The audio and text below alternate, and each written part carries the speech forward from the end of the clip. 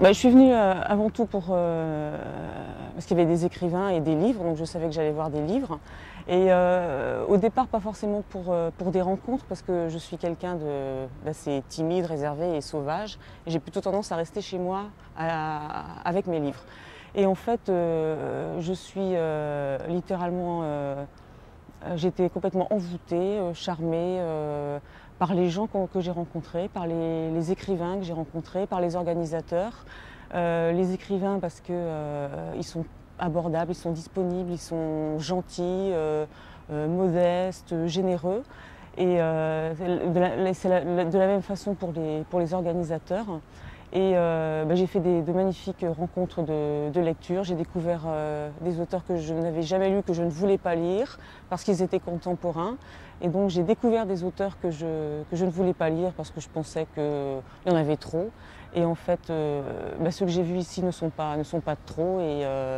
Et voilà, donc je repars avec des rencontres, des moments d'émotion, et puis plein de livres dans mon sac. Voilà. D'accord, oui, donc c'est vraiment une manifestation que vous avez fait rencontrer des gens, Ah oui, des auteurs. oui, j'ai rencontré des auteurs, j'ai rencontré des livres, mais le plus important pour moi, parce que les livres, je peux les rencontrer tout le temps, c'est d'avoir rencontré des gens et d'avoir vu que j'étais avec des gens, qu'il y avait des gens qui étaient aussi passionnés et aussi dingues en fait de littérature, et qu'on pouvait en parler. En fait, j'ai découvert ça, que je pouvais parler de littérature simplement avec des gens comme moi, et avec les auteurs aussi, que ça existait, qu'ils existaient, et que c'est pas parce qu'on avait vu un auteur qu'il descendait de son piédestal. Au contraire, ça rend les livres, ça donne encore plus de valeur aux livres.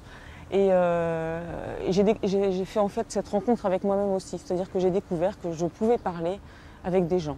Et c'est permis par ces rencontres. Donc merci. Je crois que c'est bon. Hein.